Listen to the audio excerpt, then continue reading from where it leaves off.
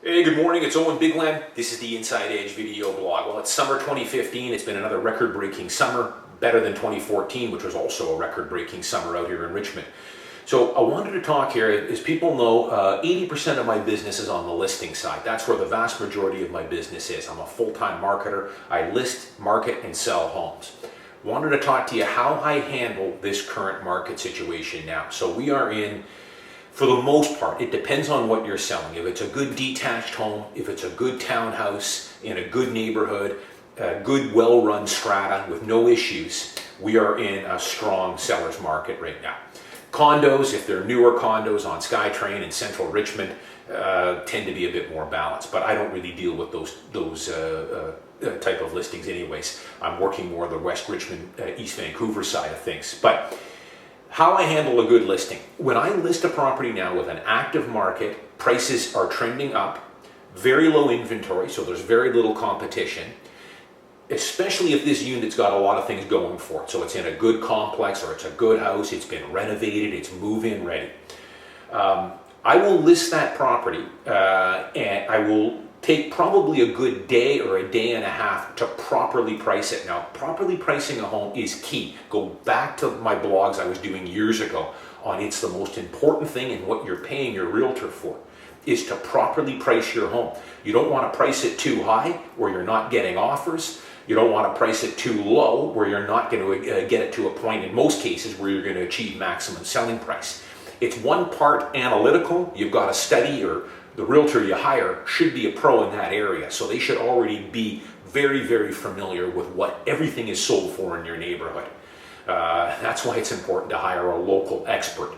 And even then, I'm still going to spend at least 3-4 hours running some numbers on comps that have recently sold or are currently listed.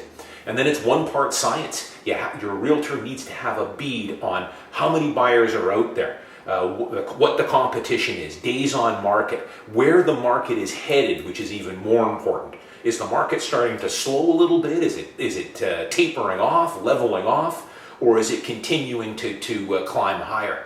That's very important because you want to be one step ahead of the pricing, not behind it.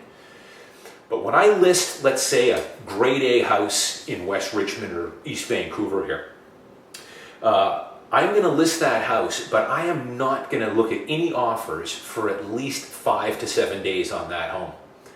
At least 5 days. And in my opinion, this goes to, I get a lot of people that watch my video blog from other cities, but I see it in Vancouver here too, on the MLS. I see homes that get sold with 0 days on market, 1 day on market, 2 days on market. In my personal opinion, there's a good chance if you sold your house with 0 day or 1 or 2 days on market, I think you probably left some money on the table, for the simple reason that you just haven't fully exposed that property to enough people. Now, I had a listing here. I'm going to get into a lot of details. It's what I call a superstar listing. I knew I was going to get a lot of demand on this particular townhouse. Very little turnover in here. I listed the home, did a flyer for the first couple of days for the neighborhood, got it on the Real Estate Weekly later that week, emailed it to all the realtors in my office, got it on the MLS, of course. So I exposed the property for a good 5 or 6 days and then ran an open house on Sunday to get the last of them in there.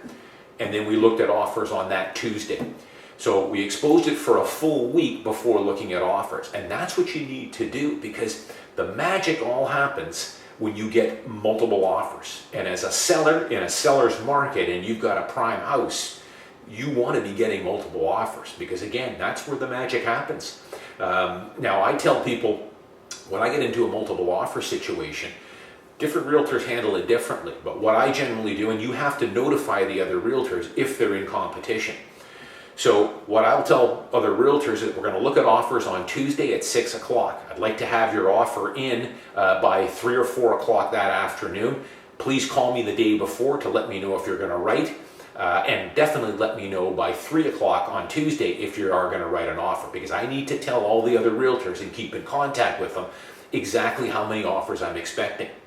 Now, I also tell all the other realtors that my seller will look at all the offers in the order that they're received, and we are only going to either accept or counter the best offer. Now, there are some realtors out there that might do another round of bidding I don't work that way. I tell all the realtors, you've got one shot at this house. We're listed at 570, 580, whatever. Take your best shot, because we're not going to go back and ask everyone to revise, or the top 2 or 3 offers to revise their offers. I just don't think that's an ethical way to do it. You get one shot at it. We're either going to accept or counter the best offer we think. That's where the magic happens, folks. That's where, you know, everyone is going to size up the property. And I blogged about it before too. When you're on the buying side, hey, it's stressful, but that's what the market is. You've got to pay up for these quality homes. If you've got a long-term need or long-term horizon, you're going to buy the house, live in it for 10 or 15 years. It's not going to matter that you paid $10,000 or $20,000 over asking. The important thing is you got a good house. So that's you know, how you should be handling your home when you're in a hot market. You should never look at an offer on day 1 or day 2. I don't think. That'll tell you the whole story there. If you're getting offers on day 1, it tells you've got a good house there. You should at least hold back offers for at least 4 to 5 days. See if you can get multiple offers and watch the prices go up. I'm Owen Bigland. Thanks for watching. I'll see you next time.